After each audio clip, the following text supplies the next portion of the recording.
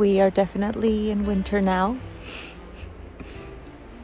Back from the summer, back from Peru, ready for hibernation.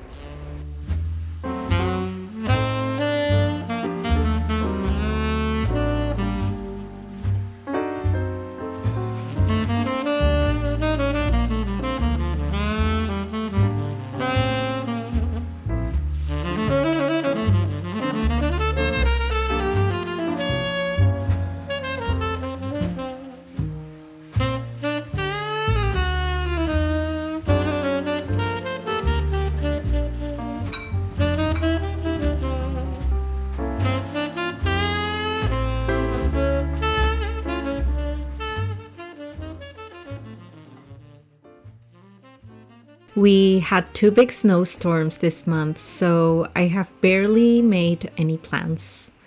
Mainly, I have been staying in, painting at the studio, and doing some snow walks around my home. It's been a month to tune into the slowness of the season. I have also had very good days and very low ones. The world we're living in has had me in ups and downs all over. And I am learning how to take it one day at a time. And I'm also trying to transform my feelings and redirect them into creating something out of them. I am currently working on a painting that shares the native plants of Palestine. Last year, I read the book The Eyes of Gaza, A Diary of Resilience by Plestia Alakat, and one of my takes from it was how Plestia shared the beauty of Palestine. The food, the culture, the plants, its peoples, and not only the everyday devastation.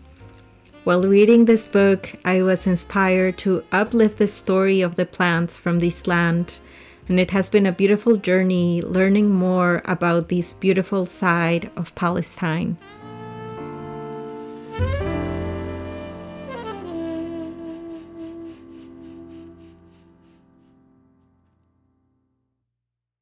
Also wanted to say thank you so much to Squarespace for sponsoring today's video.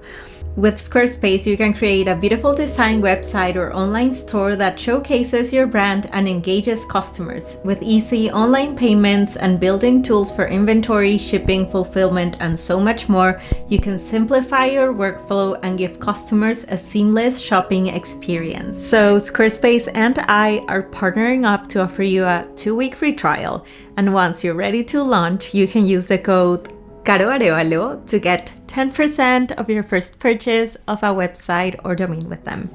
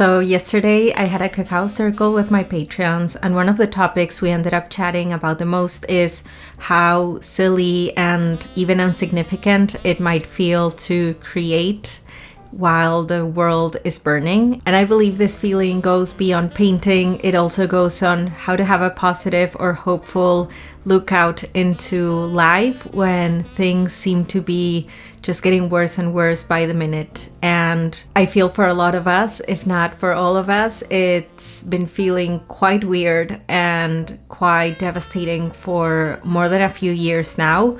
And it is like the metaphor of the frog in boiling water. I feel that the water has been getting hotter and hotter each week that we keep on living. And even though I'm not here with the answer or the perfect recipe in order to overcome the burdens of the world and keep excited and happy every day for life, I think this is a topic that a lot of us are living every day, and I thought it might be good to chat about it here because it is something that I live very often. I know that a lot of us here consider ourselves to be people that are quite sensitive or just feel deeply the hurt of nature, the hurt of other human beings, etc. And one of the things that I shared on yesterday's call is, and I'm sure I've shared it here on YouTube as well in the past, is there's a poem by Nikita Gill, which I adore, and I feel it becomes kind of like a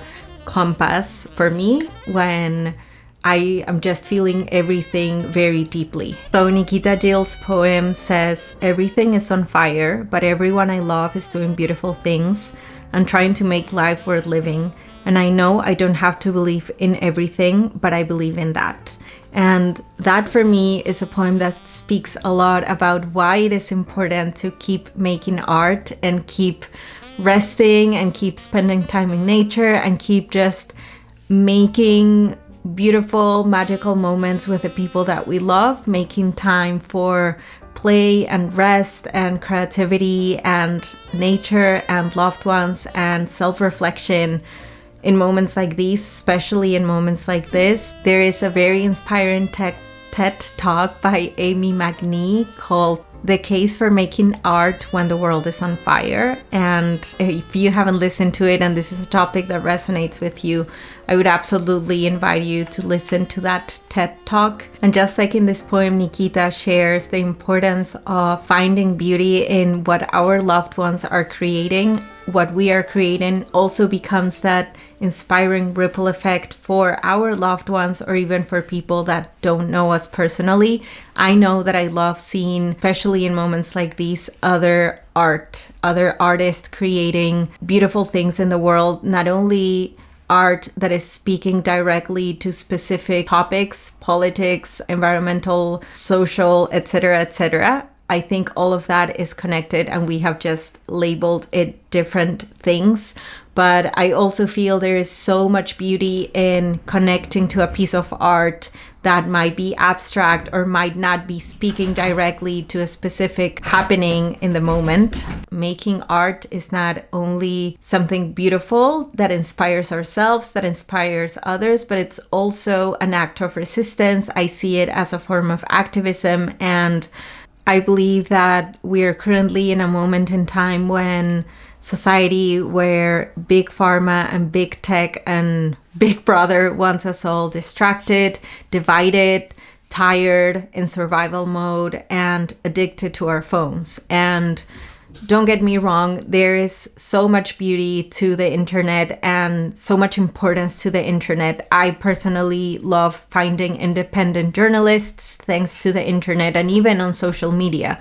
There's a lot of news that a lot of us wouldn't have been able to understand the depths of if it weren't for journalists that are independently grabbing their phones and sharing what's happening in their country or elsewhere in the world. And I feel there's so much beauty to the internet because it helps a lot of us share resources to learn more, know how to research, know who to call. Sometimes we can call our representatives. I don't even know if that makes a change or not, but there are a lot of resources and tools that are shared thanks to the internet. And I feel there's so much value in that. It is a wonderful, amazing tool for learn more about other artists, what they're creating, tools for meditation, tools for mindfulness, spaces and the ones we can all get together, even though we're in different parts of the world, like we did yesterday in my Patreon cacao circle. It's a tool for us to take action in what matters to us. It's a tool to educate ourselves. It's a space where I have met a lot of great people and people that are now some of my best friends. It's a way to stay connected. I mean, I don't have to tell you why there's so much beauty to the internet. But a lot of these corporations are also creating, and we all know this by now, they create their apps in ways that become addictive, and it becomes challenging to know when to stop the infinite scroll and go raw dodging in life. And I've just been thinking a lot about that because I personally go in cycles. I was out of social media for most of December. I feel that breaking that loop when we have been there for endless hours and then being like, okay, I've consumed enough today. I have watched enough devastating images, and coming to that honesty with ourselves, like seeing one more devastating image of another children that is now limbless because of bombs, because of genocide, won't make a difference rather than dysregulate my nervous system even more. So what I'm trying to say is I am trying to put a little bit more emphasis for myself, and maybe this is also something that you're experiencing at the moment, of knowing when to stop consuming and then come back to the tools that are helping me become regulated once again, because our bodies are responding to everything that we're learning, to everything that's happening in the world. I know that a lot of us can feel all of these pains so deeply in our bodies, and we become anxious and then we can't sleep, etc. And I'm just thinking a lot about how do we break that cycle and start tuning back into the tools that regulate us once again, because once we find a little bit of regulation, then we can start seeing the beauty in the world once again, and we can create something that impacts the world for the positive. So I've just been thinking a lot about what are these tools for me, and I just know that these are the tools for a lot of us. Mindfulness tools are so important. Moving our bodies, creating something, spending time in nature, speaking with a loved one, even activating our voice can be so healing, somatic healing, etc., etc., etc. Just as when we are learning about all the devastating things happening probably in our own country and also around the world, are making an impact in our body, when we tune into creativity, when we tune into movement, when we tune into spending time in nature, our body is also reacting. Our cortisol levels are coming down, our body inflammation is decreasing.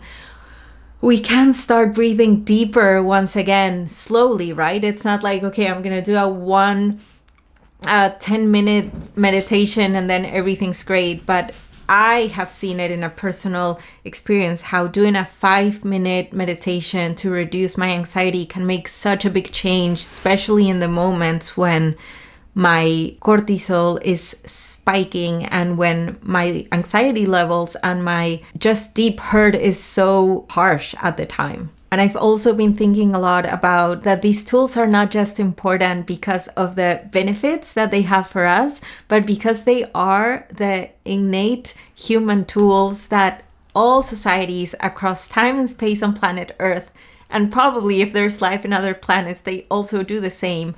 We are all creative beings. We all seek play. My cats are playing nonstop right now. No one taught them that. We all seek creativity. We seek play. We seek nature. It's part of being a human. I know it's so silly to say this, but I am trying to remind myself that we are human beings, not human doings. And a lot of society has us all working our asses off nonstop, trying to make meets end in survival mode, or just seeking to thrive in this life. It's so difficult in most of the countries to make a living, being able to afford healthcare, have education, have a house, etc., being able to put healthy foods in our plate, right? It is wild to me that we are living in the upside down somehow. I'm always saying, este es el mundo al revés. This is like the upside down world where profit is the number one thing on politicians and, ¿cómo se dice? How do I say, like, what they want the most? It's like it should be people's before profit, but it's the other way around because we live in the upside down world for some reason. In Peru, there's a beach that they are trying to turn into a mall.